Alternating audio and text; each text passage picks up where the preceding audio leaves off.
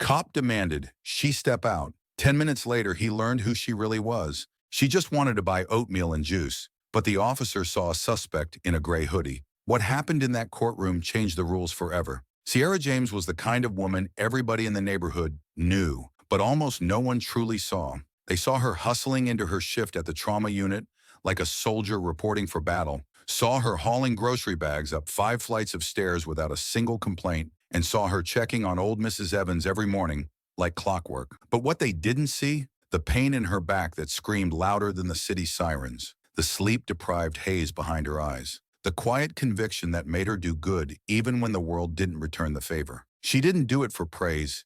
She didn't do it because someone owed her. She did it because somewhere, deep down in her bones, she carried a truth passed down by generations of Black women. If you've got breath in your body and a neighbor in need, you show up, even when no one shows up for you. That morning it was hot. So hot that New York in July would have felt like a spring breeze in comparison. The kind of heat that clings to your skin like judgment. But there she was, carrying 2 grocery bags, one filled with oats and fresh fruit for Mrs. Evans, and the other packed with baby formula for her friend Tanya, whose preemie had just come home from the NICU. Her hoodie was gray, worn, faded, but soft like a hug. On the front it read, "More than enough." Her jeans were plain, her sneakers scuffed, hair tied up, no makeup, no airs. Just a tired woman with a full heart and a grocery list. As she crossed the intersection near the bus stop, that's when she heard it, the sharp screech of tires and that guttural squawk police cars make when they want the world to freeze. And that's exactly what happened. Time slowed. Sierra's stomach dropped. At first, she didn't think it was for her. Why would she? She hadn't done anything but carry kindness down a sidewalk. Then the door swung open. Out stepped Officer Marcus Tobin, walking like someone who'd just stepped in something nasty and was looking to blame the pavement. His eyes scanned the street like a hawk, except hawks don't usually target grocery bags. "You in the gray hoodie," he barked. "Yeah, you. Step over here, now." Sierra blinked. "Excuse me," but she walked toward him anyway. Slowly, carefully, because that's what you do when your skin's been treated like a warning label since birth. She placed her bags on the ground, one tilted. A bottle of orange juice slipped out and shattered against the curb. The bright liquid spread across the pavement like a sun-colored confession. "What's the issue, officer?" she asked, voice calm but razor-sharp. "We got a call from the market down the block. Said a woman in a gray hoodie was seen shoplifting. That matches your description." "My description?" Her laugh was dry. "So my description is what? Black, tired, and buying groceries?" He stepped closer, reaching into his belt. Not for a weapon, but for authority. Same threat, different shape. "Hands up, face the vehicle." "I've got the receipt in my bag. We'll look at that later." His words dropped like cold coins in a dirty fountain. Empty, habitual, disposable. People started watching. Some stopped to film. Others turned their heads. Because it's easier, isn't it? Easier to pretend it's not your street, not your sister, not your problem. Officer Tobin grabbed her wrist. His grip was cold, precise, like he'd practiced it on mannequins. He pressed her against the hood. The metal burned through her hoodie, but not as much as the shame did. "You're making a mistake," she said. "Check the tape. Check the damn receipt. I'm doing my job." "Oh yeah?" "Because what I see is a man who decided that a Black woman holding cereal was enough of a threat to stop traffic." He searched her bag, pulled out the receipt. There was a beat, then 2. He studied the receipt like it betrayed him. It matched. Everything she'd bought, every last item. "All right," he muttered, already turning away. "You're free to go." "No apology?" she called out. "No explanation?" But he was gone, and she was still standing there, in a puddle of juice and humiliation, surrounded by stares and silence. She wasn't just wet, she was drenched in something deeper, something that stuck longer than sweat. That night, Sierra sat on the edge of her bed. The apartment was quiet except for the hum of the fridge, like a witness refusing to testify. Her phone buzzed. Texts from Tanya, calls from Mrs. Evans. Support was there, but no message could erase what she'd felt, being reduced to a hoodie and skin tone by a system designed to treat both as evidence. She thought about every patient she'd ever held the hand of, every shift she worked until her knees ached, every life she helped save. None of it protected her, not from this, because at the end of the day, she wasn't Sierra the nurse, Sierra the neighbor, Sierra the hero. She was just woman in gray hoodie, and that burned hotter than the asphalt outside. But Sierra didn't let the burn break her. The next morning, she marched into the precinct. The woman behind the desk had the kind of face you'd expect to see on someone calculating back taxes. She barely looked up. Name of the officer? She asked flatly. Marcus Tobin, 49th Street, 4:45 p.m. yesterday. We'll notify you if an internal review is opened. I've got footage, Sierra added, placing a USB drive on the counter. Bystander filmed the whole thing. We'll take it, if needed. The clerk's tone was so casual, she might as well have been commenting on the weather. Sierra could almost hear the subtext. We'll file this somewhere deep, somewhere dark, somewhere it won't matter. She walked out into the same sun, but this time something inside her had shifted. This wasn't a misunderstanding. This wasn't one bad day. This was design. This was a system. And Sierra, she was done playing nice. That evening, with her coffee gone cold beside her, she opened her laptop, created a folder called Justice, opened a blank document, and typed, slowly but firmly, they stopped me, pinned me, not because I stole, but because I exist in a world where my skin, my hoodie, and my silence are all seen as permission. She attached the video, the photo of her bruised wrist, the receipt, then she hit post. By dawn, her phone buzzed like a protest drumline. First dozens, then hundreds, then thousands. Her story lit up social media like dry leaves on a bonfire. People responded, this is my story too, word for word. I'm a cop and I'm ashamed. We see you, Sierra, and we stand with you. The second morning after she posted her story, Sierra woke to the sound of her phone vibrating like an old washing machine stuck on spin. The entire night, it had buzzed nonstop, shaking across the nightstand like it had somewhere to be. Sierra blinked at the screen, barely awake, and for a second, her mind still foggy from sleep. She thought maybe it was a mistake, a glitch, but it wasn't. Her post had gone off like a flare gun in a field of dry brush. One moment, it was just her truth. By dawn, it was a movement. 20,000 shares by midnight, 50,000 by breakfast, 172,000 views by lunch, and with that came a wave of comments pouring in like a flood through a cracked dam. Some said, stay strong, sister. We got your back. Others came with wounds of their own. I've been there. They stopped me for walking suspiciously, whatever that even means. And then there were the voices with no shame in their condescension. Maybe try not dressing like a suspect next time. Cops are just doing their jobs, Sierra scrolled. Not because she didn't know what to expect, but because reading it still stung. The screen was like an X-ray of America's conscience. Cracked, uneven, and far too familiar. Her face wasn't on the news, but her words, they'd become a mirror. And not everybody liked what they saw. 2 days later, a call came in from a number she didn't recognize. She hesitated but picked up. Ms. James, my name is Lena Cole.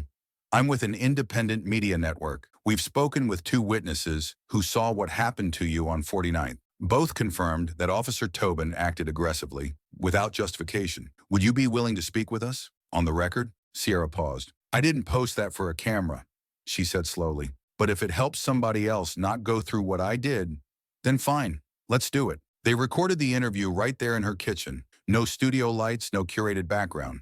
Just Sierra, a few half-empty mugs on the table, a stack of medical folders, and a worn-out box of oatmeal still sitting by the sink. She didn't prep a speech. She didn't rehearse. She just told the truth, straight and clean, like an open wound. No lawyer, no activist badge. Just a woman who tried to drop off groceries and ended up with fingerprints bruised into her wrist. A week passed. Then came the email. No greeting, no signature flourish. Just cold, pressed text, like it was squeezed through a machine. Following preliminary review, Officer Tobin's actions were found to be in compliance with internal protocol during a suspected violation. Sierra read the sentence, blinked, read it again, and then she laughed. Not a joyful laugh. Not the kind that heals. This laugh came sharp and bitter, like broken glass in a quiet room. So that's it, she muttered. They're telling me this is normal. Grabbing a woman on the sidewalk? That's protocol now? She opened her laptop. No stalling, no delay. She started writing her response. Not angry, not emotional, but precise, dry, surgical. If this is your standard, then it's clear we don't live in the same country, and I refuse to apologize for expecting dignity. Meanwhile, outside her apartment, the story took on a life of its own. Volunteers launched a campaign online, #HoodieJustice. Photos began rolling in. Black men, black women, teenagers, elders, all dressed in gray hoodies, holding signs. My body is not a threat. I'm not a suspicion. My sister is not a crime. One photo hit Sierra especially hard. An elderly woman, black, seated in a wheelchair, with a sign that read, "If I stood up, would you stop me too?" Sierra stared at it, eyes burning. That image didn't scream. It whispered, and it was louder than any rallying cry. Then the cold hand came. A meeting request from her clinic. No reason given, just internal discussion. When she arrived, the conference room smelled like cheap coffee and corporate discomfort. Her supervisor, Ms. Rivera, sat with two administrators who looked like they'd rather be anywhere else. "We've received feedback," Rivera began, voice careful like a tightrope walker. "Some patients, some staff, say your story's creating tension. It may be affecting the climate of trust in the unit." "Tension?" Sierra repeated. "I've worked here 10 years, through flu seasons, through pandemics. I've held hands while people took their last breath. And now, because I spoke up after being profiled on the street, I'm the problem?" Rivera's hands folded neatly in her lap. "We're just asking for understanding. We want to return to normal." Sierra leaned forward. Her tone didn't rise, but it cut deep. "Normal? If normal means swallowing injustice just to make everyone else comfortable, you can keep it. I'll take truth over comfort any day." The meeting ended without fanfare. No resolution, no apology. But when Sierra walked out, she wasn't just tired. She was ignited, not angry. Something deeper, purposeful, solid, like a flame with feet. That evening, just as the sun dipped low and the city started settling into the buzz of dusk, someone knocked at her door. She opened it to find a man in a crisp gray suit, briefcase in one hand, badge in the other. "Ms. James, my name is Julian Mason. I'm with the U.S. Attorney's Office. We're opening a federal inquiry into law enforcement conduct in your district. Your story, it's become part of something larger." She didn't speak. Not yet. She stepped aside. "Let him in," Mason continued. "We've found at least 4 prior complaints filed against Officer Tobin, all dismissed. No explanations, no follow-up. We suspect there's a pattern, one shaped by racial bias. We're building a case. We want you involved." "I'm not a hero," she said quietly. "We're not looking for one," he replied. "We need the truth, and you carry it." She nodded. "Then get your papers ready," she said, "because I'm done being quiet." The next morning, the police department issued a brief statement. Officer Tobin was being placed on temporary leave, pending external investigation. No press conference, no apology, just a digital memo buried on their site like a secret they hoped no one would read. But later that evening, everything blew up again. As Tobin walked out of the station, a local reporter caught him on camera. "Officer, do you have any response to the allegations?" Tobin's jaw clenched. "This is a witch hunt," he muttered. "The internet's blown it out of proportion. These people, they don't understand what it means to wear this badge." And then, from stage left, quietly but unmistakably, Sierra appeared in the frame. Same hoodie, same steady walk. Same woman he once pressed against a car like she didn't belong. She didn't say a word, didn't need to. She just stood there, still, tall, watching. Not with rage, not with vengeance, just with the kind of gaze that says, "You can look away, but I'm still here." Tobin turned. For 1 second their eyes met, and then he looked down and walked away. Because sometimes the loudest reckoning comes not with shouting, but with silence you can't escape. And Sierra, she was just getting started. Sierra James didn't walk into the courthouse like someone chasing justice. No, she moved like justice itself had finally decided to show up in heels and a dark blue suit. There was no hoodie today, not because she was ashamed of it. That hoodie had become a symbol, stitched with the sweat and silence of too many days when nobody listened. But today was about something else. This wasn't a protest. It was testimony. This was her walking in to drop receipts. Not emotional outbursts, but facts heavy enough to tilt the room. The corridor echoed with the low murmur of anticipation. Marble floors, flickering fluorescent lights, and Sierra, upright, steady, every step saying, "I know exactly why I'm here." People turned as she passed, not out of curiosity but reverence. She wasn't a celebrity. She was something rarer, a woman who had been wronged and dared to keep walking. Inside the chamber, the air was thick, like the kind of silence that doesn't just settle but sits. The smell was courtroom standard, burnt coffee, anxiety, and authority trying too hard to look composed. To her left, the disciplinary panel. 5 people, dressed like neutrality, with faces that had seen too much and admitted too little. To her right, the police department's legal team, including one man who looked like he had spent the morning practicing how to smirk without moving his upper lip. Dead center, one empty chair. Behind her, cameras, journalists, activists, and in the far left corner, a young woman in a gray hoodie that read, "I believe her," in bold white letters. Coincidence? Not a chance. That was a message. That was presence. And Sierra, well, she stood, calm. No shaking hands, no flinching voice. But her heart, it was pounding like a bass drum under every word she was about to speak. One of the commissioners leaned forward. "Ms. James, are you ready to present your statement?" She stepped up to the mic. "More than ready, sir." Her voice was smooth but anchored. It didn't rise, it didn't waver. It settled in your gut. "I'm a nurse," she began. "I treated patients while COVID wiped out entire wards. I held hands of strangers when their families weren't allowed to say goodbye. I worked double shifts, changed bandages, calmed fears, and kept people breathing. I'm not someone who seeks conflict, but when you're standing on the street, holding juice and cereal for your neighbor, and a police officer decides your presence is a threat, not because of your actions, but because of your color, staying silent becomes its own kind of violence." The room shifted. A few pens stopped scribbling. One person closed their laptop, as if trying to hear her more clearly. "I wasn't on that sidewalk because I did something wrong. I was there because someone looked at me, a black woman in a hoodie, and assumed guilt. Not because of what I did, but because of what I looked like. That is not policing, that is profiling, and it is dangerous." Each word landed with the weight of lived truth. Not fury, not fire, just that calm, cutting clarity you can't argue with. Officer Tobin grabbed me like I was something to be discarded. He didn't ask my name. He didn't look at the receipt. He decided I was what he feared and acted. No hesitation, no humanity, just assumption. And the worst part? She paused. The silence leaned in. "He's not the only one." That silence got heavier.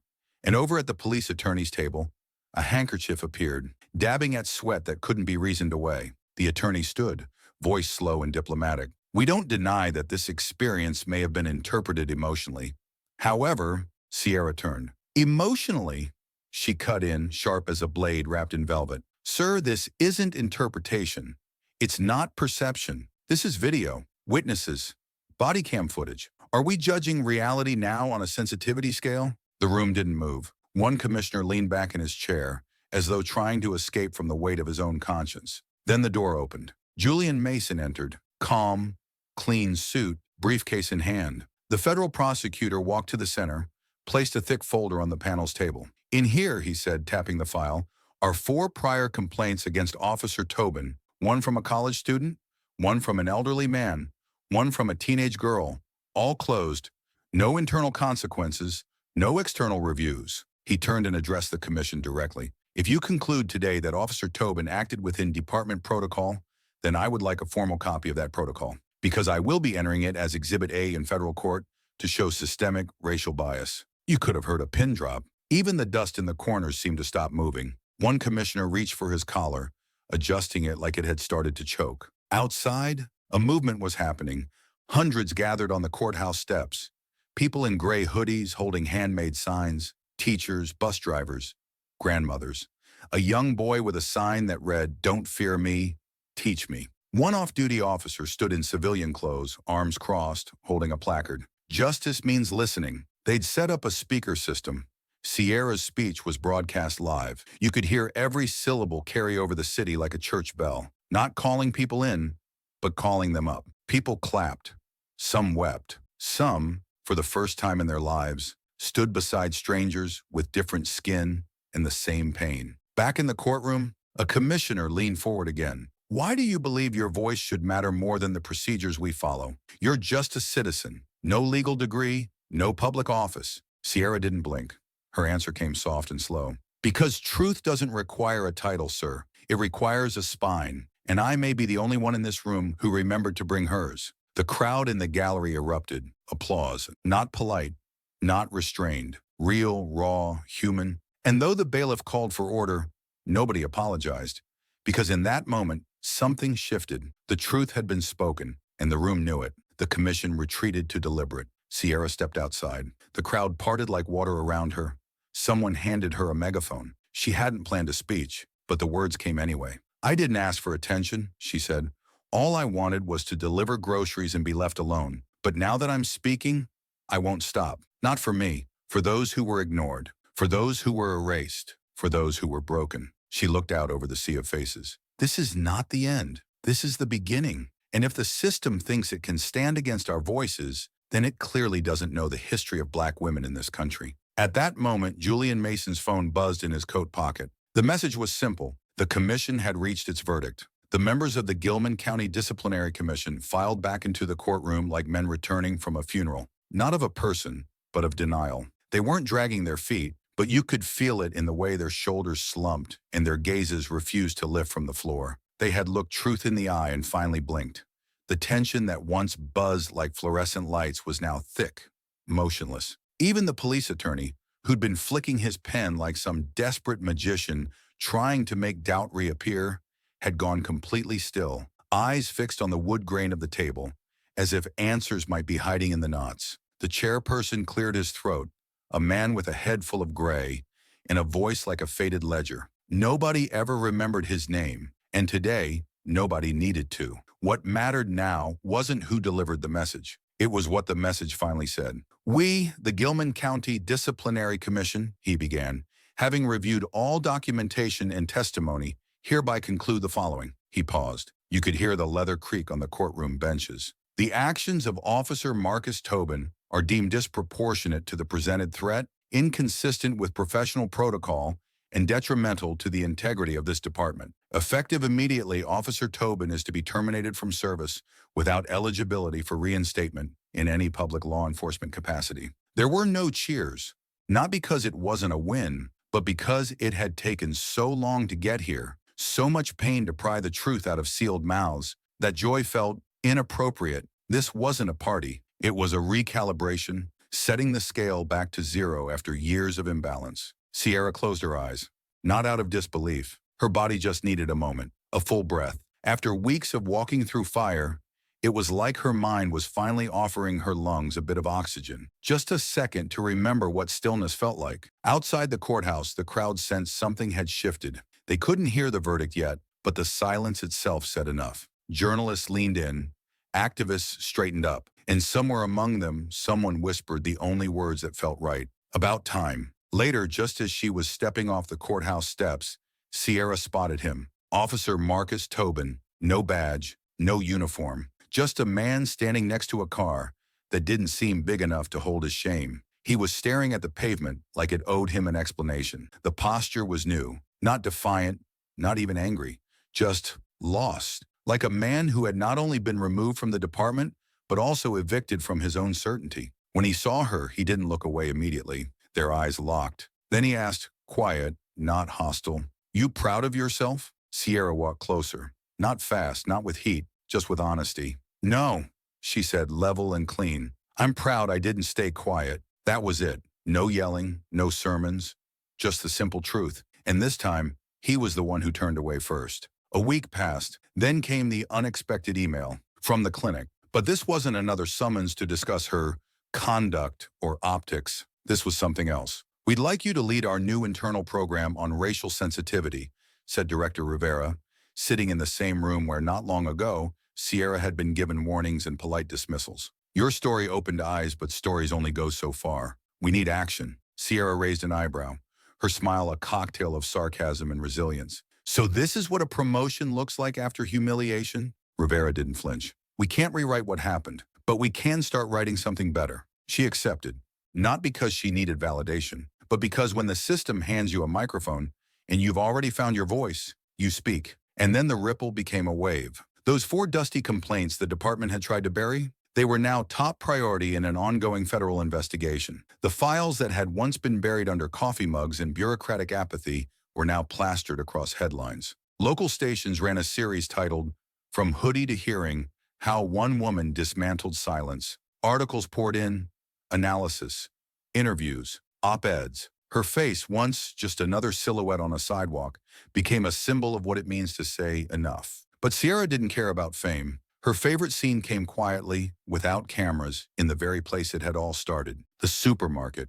She was there buying the same cereal, the same juice. The cashier was new, young, nervous, double-checking the scanner like it might betray her. That's when a woman approached, white, maybe in her 60s, glasses, wedding ring, slight tremble in her voice. "Excuse me, are you Sierra?" Sierra hesitated, not defensive, just tired. "Depends on what you're trying to say." The woman took a breath. "My daughter's a nurse. She told me about you. I wanted to say I'm sorry. Not for that officer, not for everybody, Just for the times I saw something and said nothing, Sierra nodded. Not because that erased anything, but because every storm has to start somewhere. And sometimes it starts with a whispered, "I'm sorry." That night, Sierra opened her laptop, not to vent, to give thanks. She wrote, "When I started this, I didn't expect to be heard. I just didn't want to vanish. I didn't want to live in a world where silence wrapped around me like a coat I didn't ask for. Today, I'm not writing as a hero. I'm writing as a woman who finally stopped asking for permission to speak. Thank you to every single person who stood beside me, who shared, who spoke up." The comments came fast, thousands of them, but one stood out. "Sis, you proved that even in a gray hoodie, you can wear armor underneath." A month later, Sierra stood on stage at a national conference on law enforcement reform. Bright lights, sharp suits, a crowd of influencers and insiders. The moderator expected a scripted speech, a policy angle. Instead, Sierra walked up to the mic and said, "People keep asking how I found the strength to fight, but the truth is, I didn't have a choice. If you're a black woman in America, you're fighting even when you're just buying groceries." Silence. Then standing ovation. No orchestra, no grand finale, just people standing up for the truth. Her story became part of a documentary. She didn't star in it. She narrated. Her voice, once dismissed, now carried through living rooms across the country. And then one day, in a park in a completely different city, a boy walked up to her. 7, maybe 8, holding a notebook and hope in his eyes. "My mom named me after you," he said, "because she said when I grow up, I shouldn't be afraid to speak." Sierra knelt down to meet his gaze, smiled, didn't cry, because by now she knew. Every word spoken out loud was a bone jammed in the throat of a system that had fed too long on silence, and she wasn't done speaking. Neither are you.